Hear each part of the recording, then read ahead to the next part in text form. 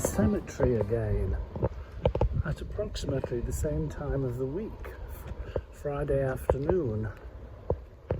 Anybody might think it's a habit, or that I'm scoping out my plot. It's actually a little bit more prosaic than that. The cemetery is a shortcut to the pub. And if you think I'm going to draw some deep spiritual or philosophical meaning about a shortcut from through the cemetery to the pub, you'd be mistaken.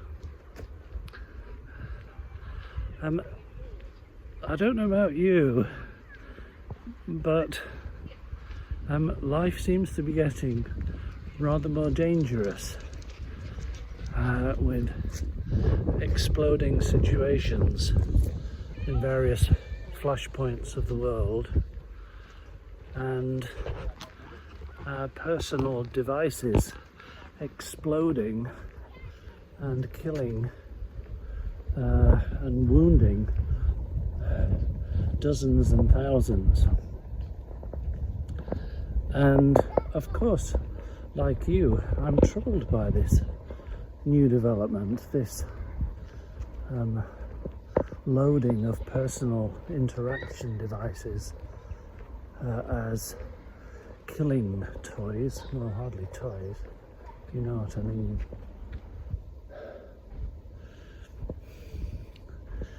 It somehow contravenes something that hasn't really so far, perhaps since the Second World War, been a feature of violent militaristic disputes.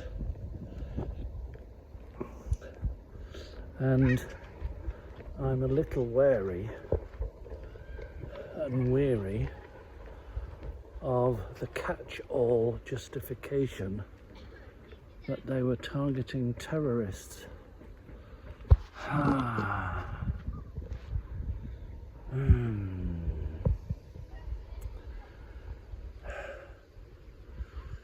Am I just Mr. Naive from Naive Land to think that we should put away our weapons of mass and local destruction? Goodness me. I notice the grass here is freshly mown, and you can smell it.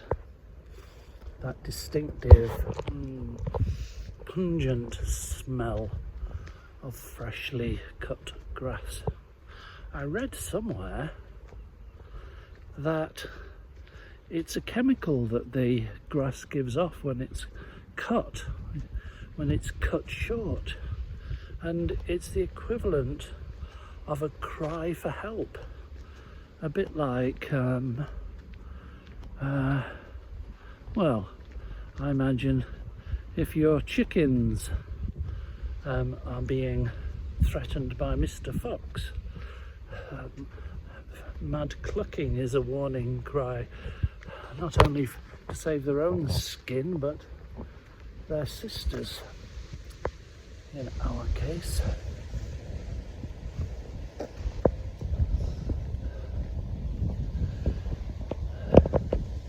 You can tell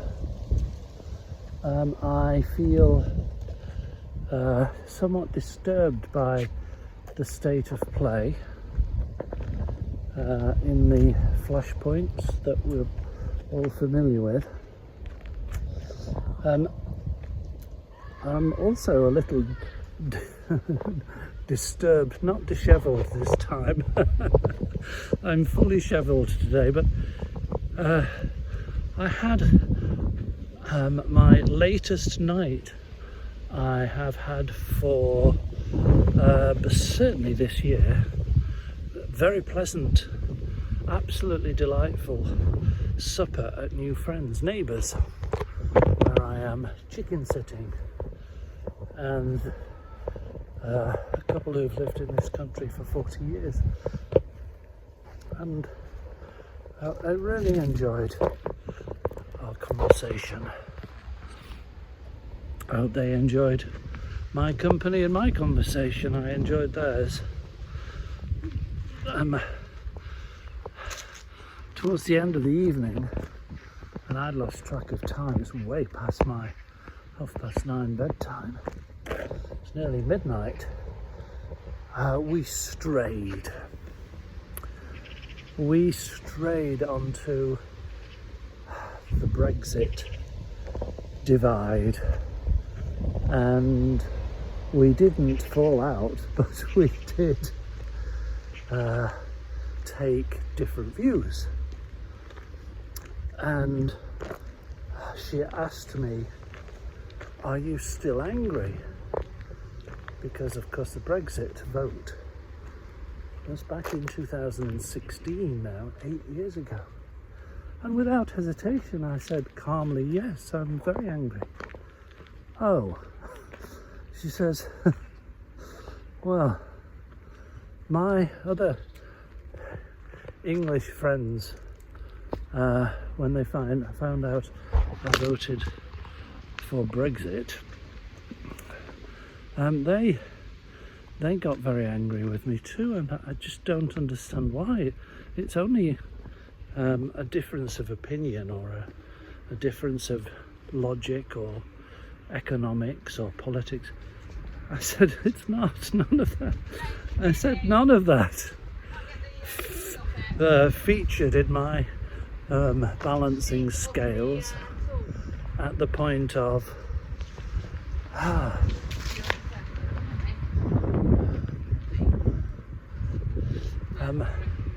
no, I said, for me it's not a logical thing at all. I knew as soon as it was announced, the referendum, which way I'd vote.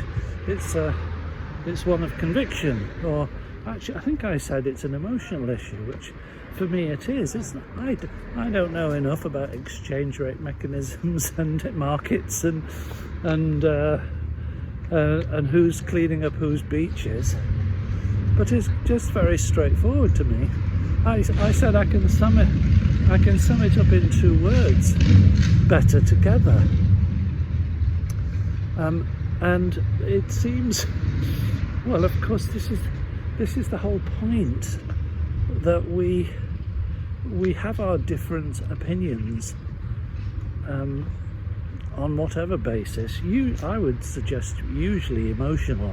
I think hiding behind the smokescreen of rationality is naive, because we haven't studied the figures. We've only read the newspapers, in this case the Financial Times we've been reading. And so we inform ourselves, but we don't know. And so you go with your, well, certainly in my case, you go with your instinct, don't you? And so we have different instincts, and so we have different opinions, and we vote differently, and we live in the aftermath. She said, why are you angry? And I said, because my daughter can't work in Europe now. It went quiet. Oh yes, you can. There are ways. Do the paperwork. You don't, and you only need a few £1,000. Oh dear, to get residency, whatever, or to work.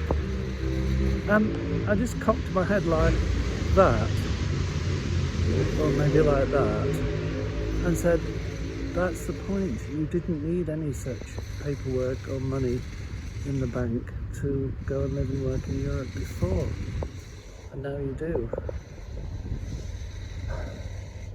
Well, come with me. I'm not going to continue this. I'm near the pub anyway. But if I stealthily look what's on this gravestone behind me, and you see,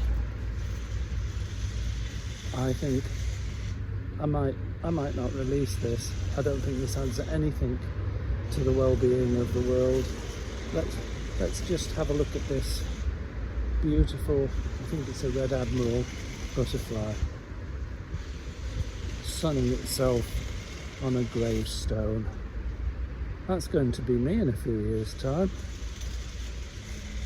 The butterfly and the gravestone.